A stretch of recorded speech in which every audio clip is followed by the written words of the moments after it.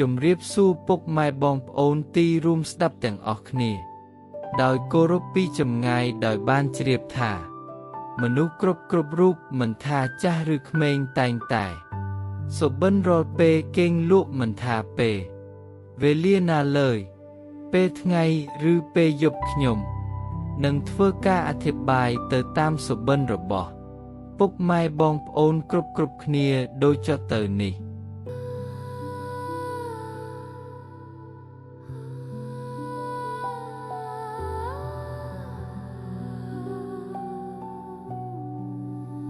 សុបិនឃើញកម្មជ្រួចពាក្យអធិប្បាយបើសិនលោកអ្នកបានកេង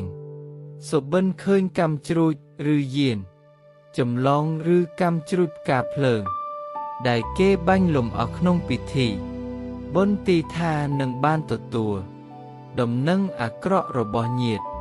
មិត្តដែលរស់នៅក្រៅប្រទេសឬក៏បានទទួលទុកលេខ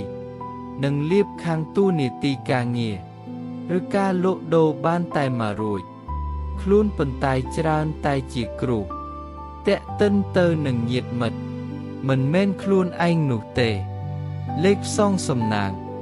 លេខ2ខ្ទង់មាន47 14 19លេខ3ខ្ទង់មាន797 704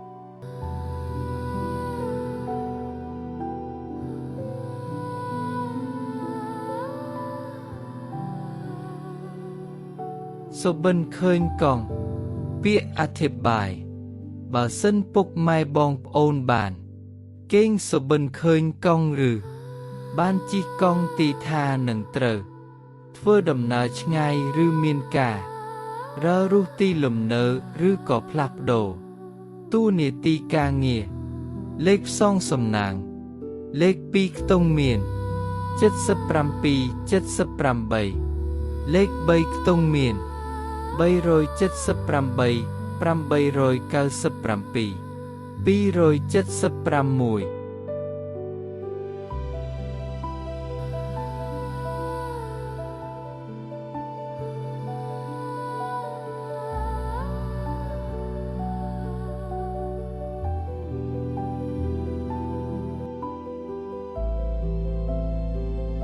សុបិនឃើញសត្វចិញ្ចក់ពាក្យអធិប្បាយបើលោកអ្នកសុបិនឃើញសត្វចិញ្ចក់ឬបានឮសំឡេងរបស់វាក្នុងសុបិនទីថានឹងបានទទួល